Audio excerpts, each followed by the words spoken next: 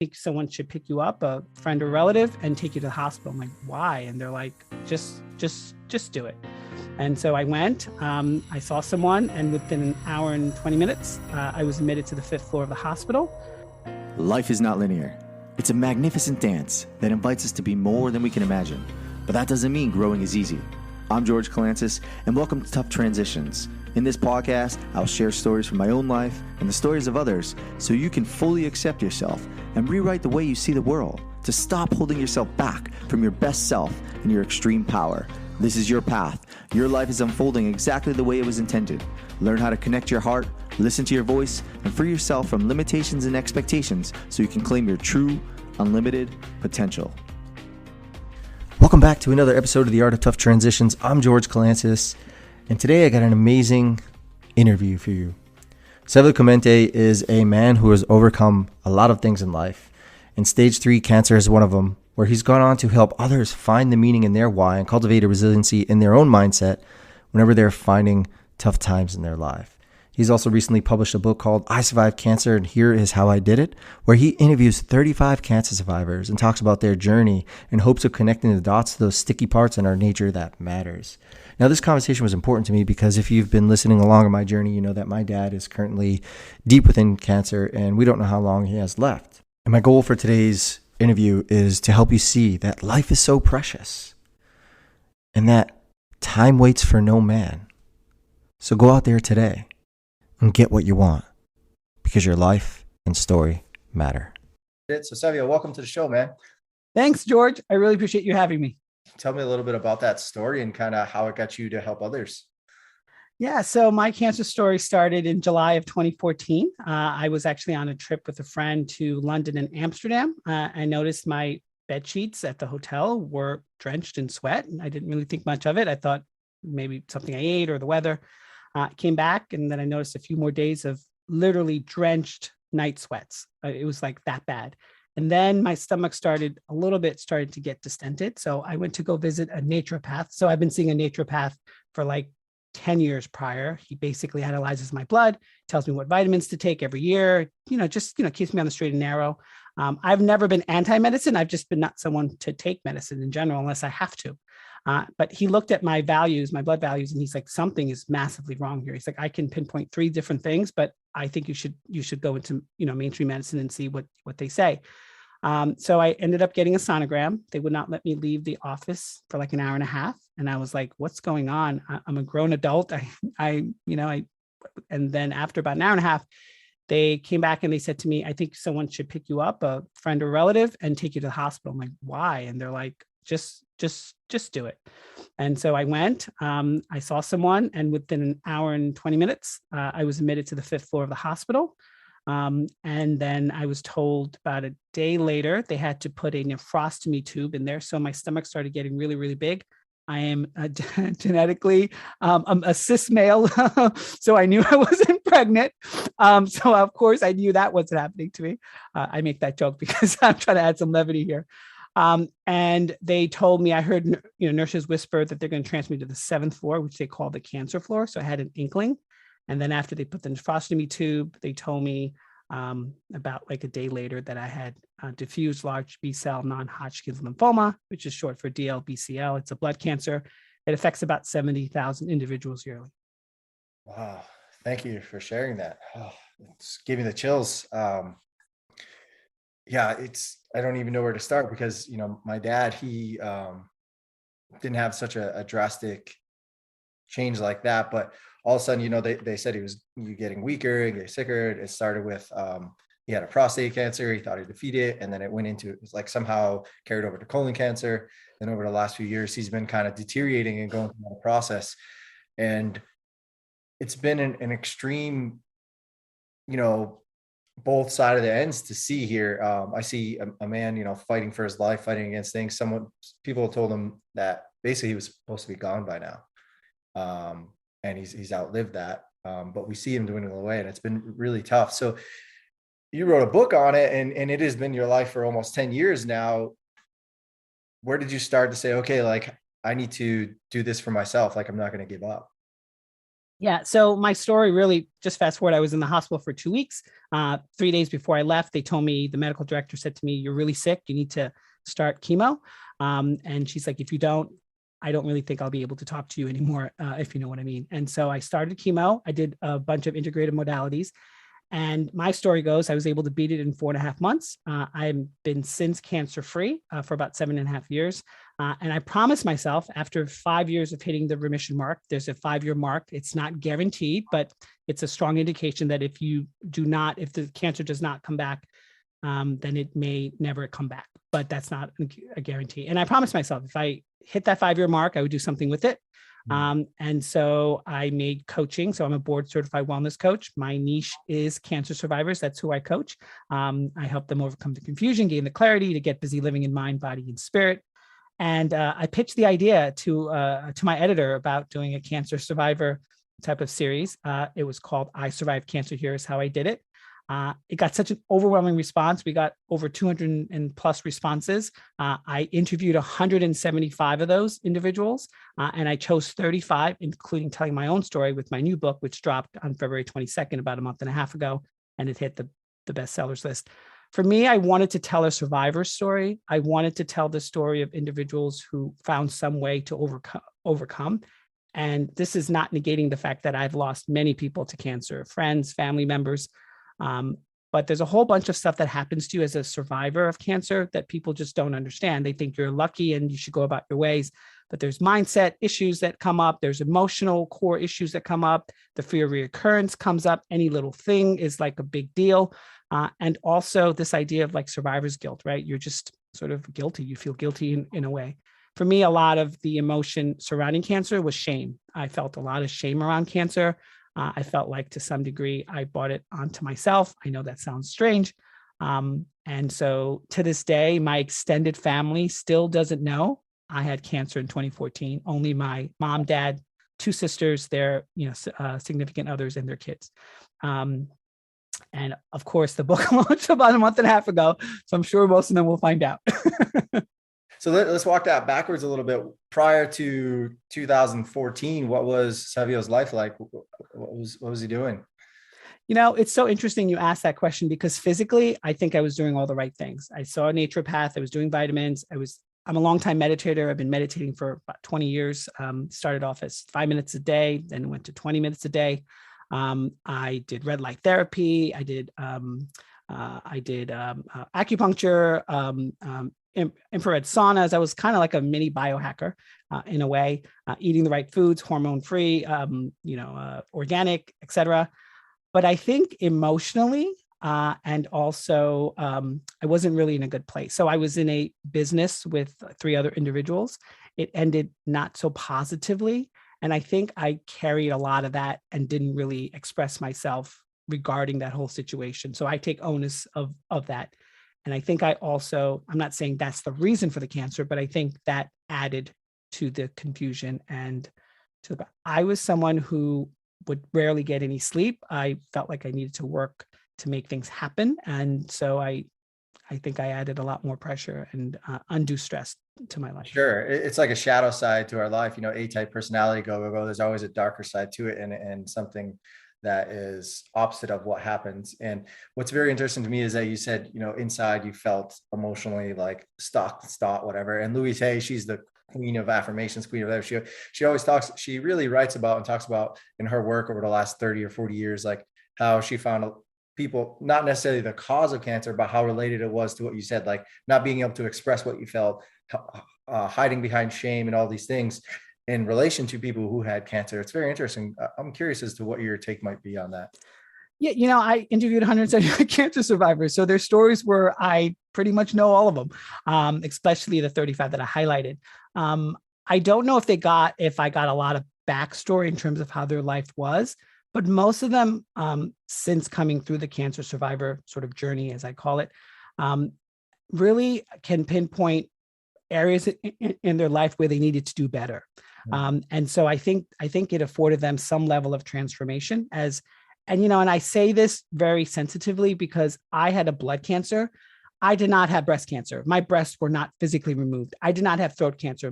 Part of my throat was not removed. I didn't have stomach cancer. I didn't have body parts actually taken away from me. So I can't really speak to their particular challenge and what they went through, because I think they probably, in hindsight, would have fixed those problems if it was a let's say, cause of the effect, right? So I think to a large degree, many of them, like one of them was speaking of the fact that everyone in her family had cancer, and she knew she was just going to get it. And so she was fearing, it was like a foreboding, fearing thing that she kept lingering for years and years. And then finally, when the doctor told her, she almost felt a sigh of relief, because it kind of came. It's like people with like sort of fearing COVID, right? They're like, should I just get it and get it over with? It's almost like that type of feeling. And when you found out you had this, was it an initial denial of it, or was it a complete acceptance? I counted, I think 16 doctors at the hospital that I went. They were so nice. They asked me tons of questions every day. I think they were trying to see if I answered correctly or if I was coherent. And when they told me, because they did a bone marrow aspiration, apparently it's supposed to be like really, really painful. I just remember sweating profusely when they did it, and I didn't really like do much. I think my threshold for pain is higher than most people, just because of just, my life and everything I've been through. When they told me, they're like, it's like, we've seen many reactions: yelling, screaming, cursing, crying.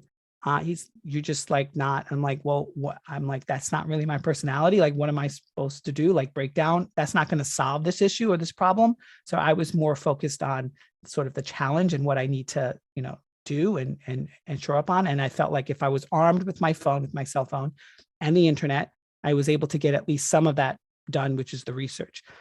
So it wasn't denial. I almost kind of accepted it. And then I'm also of the ilk that I learned this from a good friend. She always used to say, we're here to polish the facets of our character. So everything that's given to us in life is a way to overcome. And so I just saw it as another challenge that I needed to find a way, way through and over. Very interesting. My dad was complete opposite. Denial until the doctors finally said, hey, you don't have much longer to live. And then he sat us all down and said, I don't know what's going on here, but this is the time frame they gave me. And so it took a little bit for us to even know. We kind of knew he was sick and things were happening, but we never really knew that was the root issue and how bad it was. And now it's in his bones and it's slowly, deteriorating. They said it hasn't spread, which is good, but at this point, nothing else can happen except whatever the body decides to do.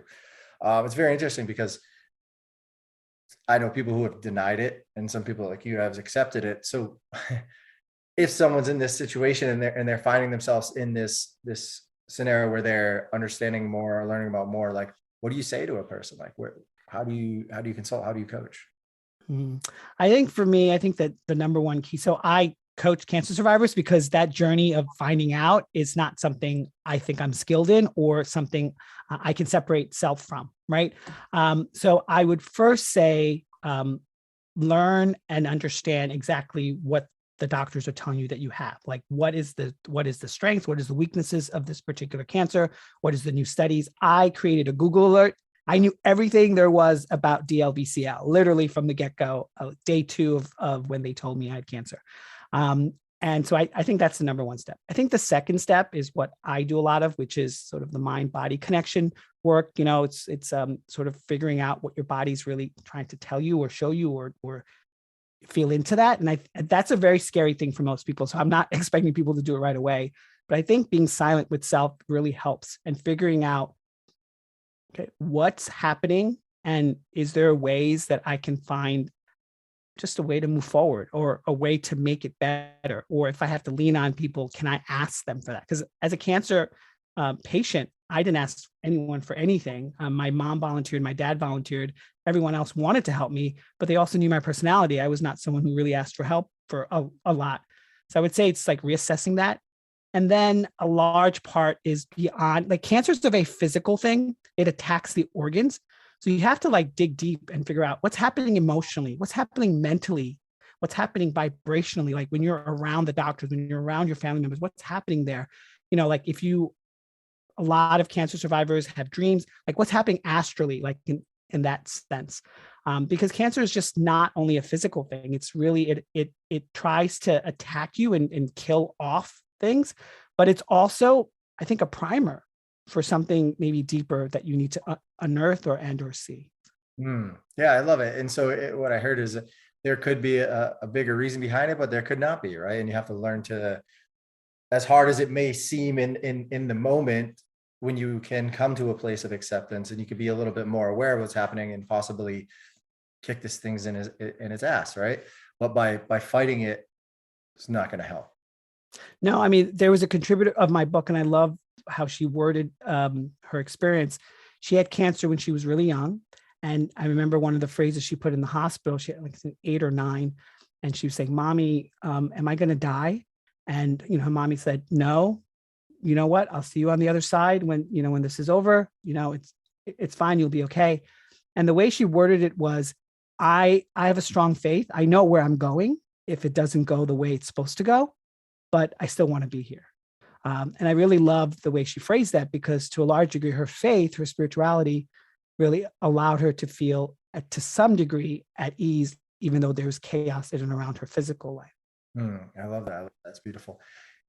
For your own personal experience, like what was that moment in your life where you're like, aha, I want to turn this into a gift. I know that I want to share this with people. I want to, write a story. I want to go on and help others. Like, what was that defining moment for you?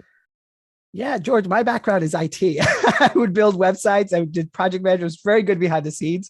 After I hit the 5-year remission mark, I was like, I got to do something with this. Like not that there's a reason why this happened, which I do believe to some degree things happen for a reason if we allow things to happen, because sometimes you kind of block things in life.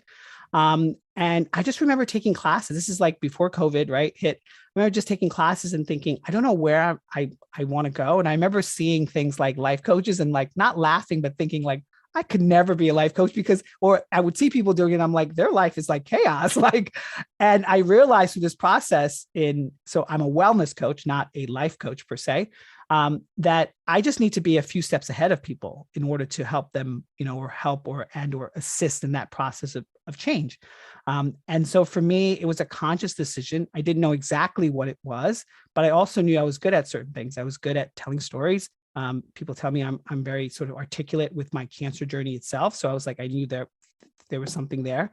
And then I also like this idea, and it's a cliche term, but the idea of transformation. I feel like I've gone through many transformations in my life beyond cancer that I could maybe shed a light and help someone assist. And that's when I got, as I call it, on the certification train. So I have about 8 certifications. And that's really because not really. So someone asked me like, is that like, because you like have like imposter syndrome? I'm like, no, that really is because I feel like I want to make sure that if I'm adequately being in front of someone, that I have the best resources necessary to help them along the way. So. No, I can relate to that actually. As a Marine for 10 years, air traffic controller, got an MBA, corporate side, and transition personal training for a long time. And, COVID hit and I was like, man, I got so much more than this. Something happened. My life kind of changed. And so like, I began to study all these things and get all these courses, and now I'm at a place where like, okay, I don't really need more certifications and courses, life experience, helping others and trusting my own story. And I think that's so important, the title of your story, here's how I did it, right? Trusting my story, that I am enough to go out there and really share my voice with the world. And it does matter. And regardless if it's one voice or thousands of voices or stories, like you change the world by sharing your story, right? And I think it's extremely powerful. And I want to say thank you for doing that. 1, because of what I'm facing, and 2, because of what you're facing and the ability to just kind of give light to this dark thing here. Yeah. Yeah. No, I mean, the idea started off with my editor with the cancer series, and then transitioned into speaking to medical doctors about the 5 things that anyone needs to know about cancer. And then I transitioned into resilience series, which you were kind enough to contribute to. And then I kind of felt like wanting to talk about travel, because I love travel from a leisurely perspective. And so I was like, travel is not about escaping, it's about connecting. And so now I'm sort of, weaving another interview series on this idea of like overcoming through failure, right? Because that's like a big word that people are afraid of. Yeah, I mean, it ties in hand with resiliency, with cancer. Like, I think failure is just another story we tell ourselves. Right? 100%. like I've learned, like one of my good friends, George Bryan, previous mentor of mine, he said, like, okay, we all have this story with a truth, but tell our truth without a story, and we'll really find out who we are, right? And so I believe that our stories really either limit us or allow us to expand into our true potential. Yeah. And I love the way you phrase that, because that's how I felt about cancer. Because people are like, woe is me. I'm like, well, why not you? There's billions of people on this planet. Cancer happens. So why are you saying that it should not be you? I'm not saying I want to will cancer on me, but Sure. it happens. And so I think having objectivity is very important. I was very objective with my cancer. I'm someone who, like, to some degree, is a little bit woo-woo, but I'm also like a realist. And I saw it as, I do my part and whatever happens, happens. But I think people lose sight when they become super subjective and super personal, and rather than objective and just sort of seeing reality as it is. Yeah. And can you explain a little bit more of that? So, people are facing, I mean, I think everyone has faced cancer in their lives. Maybe they don't have it personally, but they know someone who has had it, right? Like, I don't know. Do you know the stats on that? I'm sure it's pretty high. It's very high. I don't officially know the stats because they revolve consistently and constantly, but yeah, it's got to be up there, right? So let's say that someone knows someone with cancer or had cancer, survived cancer, whatever. Like, objective or subjectively, like, how does one have an open mind when it comes to this? I know you talk about kind of researching and understanding, but sometimes people are so closed-minded when this happens.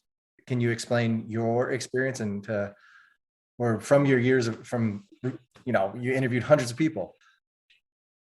Yeah, I think the key here is really based upon upbringing, temperament, personality types, and then what I do also believe is like a soul, right? There's everyone has a soul sort of significance or soul purpose.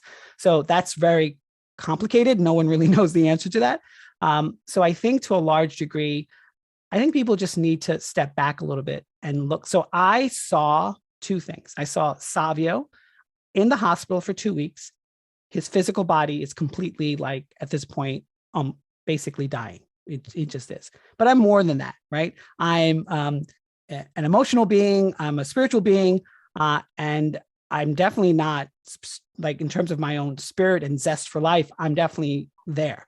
So I separated self. And I think people need to separate self a little bit to some degree, that even though you're going through this and your body is physically going through this and everything else is going through this, and it seems so insurmountable, you are much more. You are thoughts, you are feelings, you are emotions, because feelings and emotions are two different types of things. It's a very tricky sort of a distinction there. And I think people also have to realize to some degree, this is a life of challenge and hardship. It doesn't have to be, but it just is. And if you talk to everybody, someone's going through something. It might not be like, unfortunately, people living in Ukraine, but it's something that is nugging and pulling at you and gnawing at you that you just feel like you want to overcome. Yeah, that's beautiful. Transitions will find you no matter where you're at in life. And sometimes it's unfortunate things like cancer. But I always tell people, if you're always trying to control life, you're missing out on the point, right? And what I've learned from Vision Fast and all these things, just like yourself, is we're just earth suits passing by, right? And so this body is not ours. And so learning to accept that is extremely, it goes against everything we're taught. Well, the problem here lies is we're not taught this. I mean, have we ever been taught emotional education? I had to be early. I was early in my 40s when I attended my first men's retreat, and I understand that movement just started, but we're not taught this. I mean, we're taught that men shouldn't really be touchy-feely or anything of that sort. We shouldn't be emotionally sort of driven. So that's something that we're not taught. We're not taught about, I can go on and on about like how to handle money. Like, are we ever taught about that? No, we're taught about like all the other, like, like statistics and all this other great, useful, knowledgeable things, but not anything about the human side. And that's why I called my website The Human Resolve, because I wanted cancer for me was a way to come back to the human element of myself. Because to a large degree, I think I lived too much in sort of this spiritual gamut of, affirmations, thinking, emotions, like I was so caught up in that world that I think my body was telling me, you have to come back to some level of normalcy. I never felt truly comfortable in my physical body growing up. So I think cancer was a way for me to just kind of like knock at that door and reconfigure what's happening. Yeah, I love that. And, I don't think anybody's really ever truly comfortable with their body. I think it's just a fight we always constantly do. And when you allow yourself to come home and accept, then a lot of things change. I mean, I look like I'm great on the outside, right? But like I battle with self-confidence issues all the time and things like that. So it's just it's a difficult thing to battle with, for sure. And for anyone listening, if you have those things, acceptance is there. And that's why I don't beat my body up anymore. I don't do bodybuilding or run marathons. I just try to enjoy life with a 6-year-old and have fun. But I want to get back to this like idea. So interviewed all these people, got this awesome book, which I'm definitely going to grab a copy of. I'll send you a copy of my book as well. What are some of the top traits and characteristics you found within these people who were able to go on and thrive after cancer? So a few things. So I think number one is find some level of normalcy. You're never going to get yourself back, but you can get elements of yourself back. And those can lead you on a way that's more fulfilling or more rewarding, because now you're seeing it from a different vantage point, a different perspective. I think the second thing is really this idea of you don't want to F it up because somehow, some miracle, you are here, you survived cancer and some others haven't. And so I think it's sort of this idea of like taking stock with what you've been through, but also realizing the clock is ticking, maybe ticking quicker for you because of your status. Like, so for example, when I got my remission status, it was see me every 3 months, see me every 6 months, see me every 9 months. And so I think that's an element.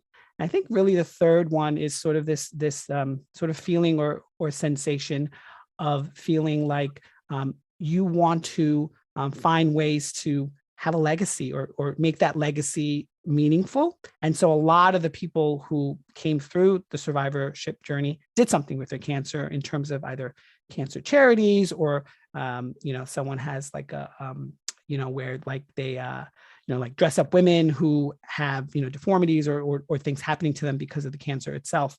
And so I think a large part is really trying to give back because somehow God, the world, or the universe saved you. Yeah, see, I love that.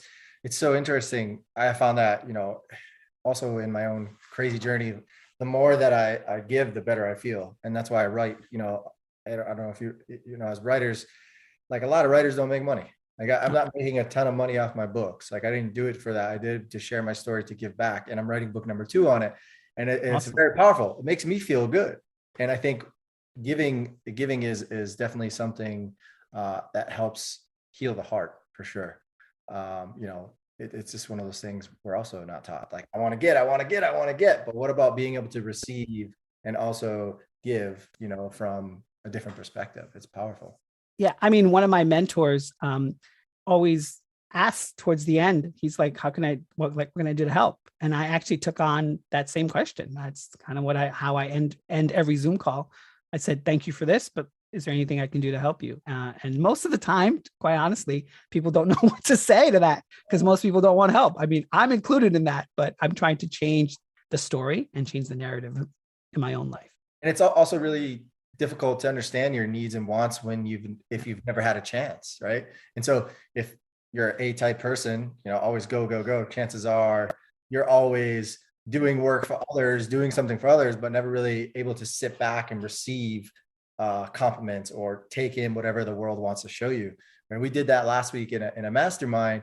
At the end, I was able to witness it because I was just a staff member, and they took the members of the mastermind and did like this angel whisper, and they closed their eyes and they let people whisper little compliments, and I could see the tears and the laughter and the joy. Oh, wow. Very beautiful when you're able to just sit and receive a compliment, or to be able to be held in a different area, right?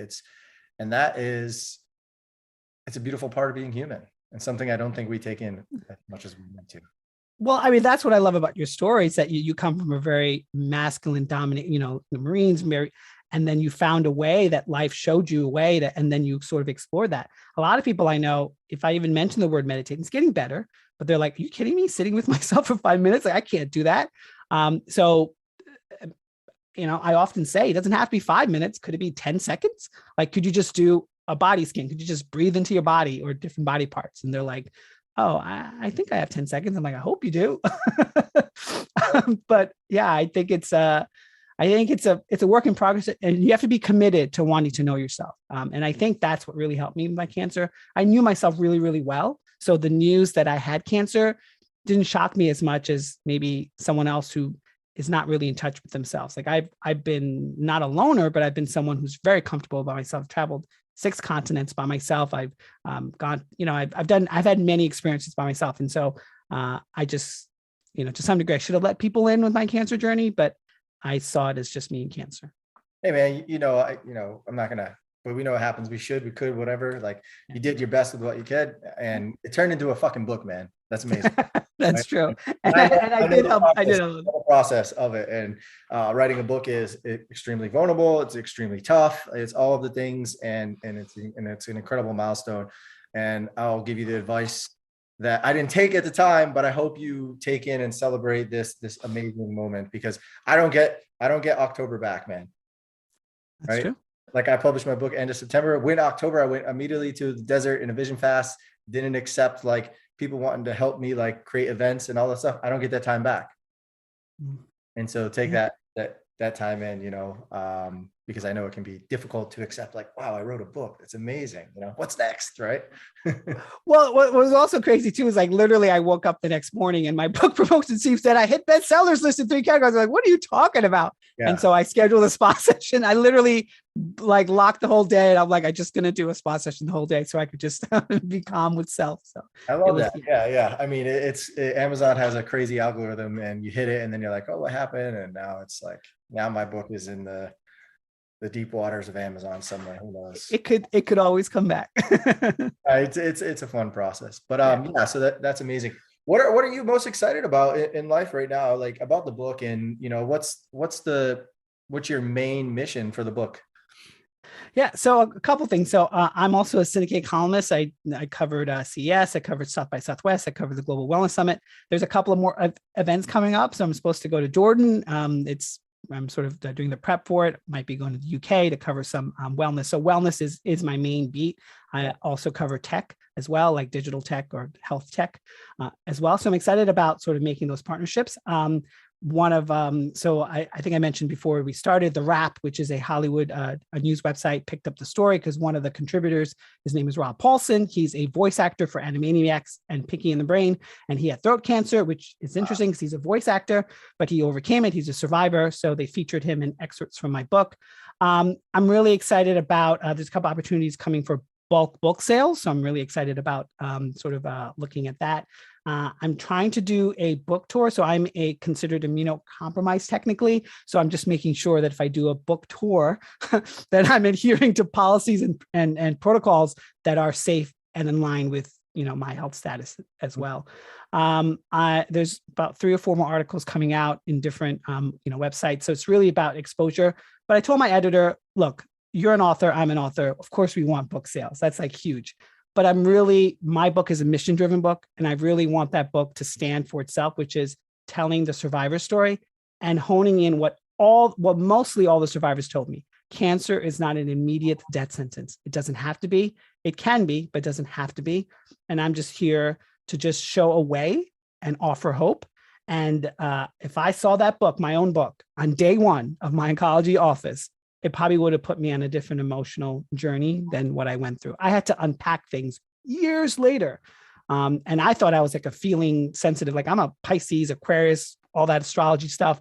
I'm someone who's like a child of like, so I have 2 older sisters. I'm the only boy in the family. So I was very kind of sensitive in general. But cancer unpacked vulnerability and unpacked shame. And that's why I love Brene Brown's work, because actually she was there at South by Southwest. So I was invited to her HBO special came out. And so it was her with 2 other individuals, Priya Parker and her husband, and they were talking about the book. So I literally was like 2 seats away from her. And what was interesting is that, so I was in touch with her PR reps because at Warner Media, and I asked them if I could do an interview, and they're like, oh, she just decided not to do any. She's a Texas native. So for her, she had to go back to Houston But yeah, anyway, I so love I'm that. just excited about, I'm just Yeah, excited about just getting it out. That's awesome that you did it. Yeah. I mean, like I send all these people books. I don't even know if people will ever read them or not, but at least I did it. It's kind of cool to just put your heart out there and trust it and not really have any expectations of the outcomes. You know, you asked for an interview with one of the probably most popular speakers on the topic of vulnerability and shame. And you said, I don't care, I'm going to do it. And you almost had it. I mean, I was in touch with her. I think if I wasn't invited, because it was like a special, it was only like 40 people in the room. If I wasn't invited and I wasn't in touch with PR reps, I probably wouldn't do it. It's not very kosher to do, but they're like, yeah, no, I'm sorry, Savio. I'm like, okay, no worries. I mean, I got some great interviews though. I mean, there are a couple of articles that are coming out today. So yeah. I love that. Yeah, man. It's such an awesome, incredible story. So what you've traveled, what was your favorite place to travel? Or if you haven't gone to one of your favorite places, what would that be? You're probably going to like this. Greece. I would love to go back to Greece. I love Mykonos, Santorini. I did so after my 5-year mission mark, I'm laughing because people thought I was crazy. So I didn't tell anyone. I went to Phuket, Thailand. There's this place called Unit 27. It's basically like the fitness. It's like the place to be for fitness, which I didn't know. I just like researched this and I went. It was myself and like 18 other individuals in this little like 2-week tour type of a deal. I was the only American. Everybody else was from Australia, Europe, and a different part of the world.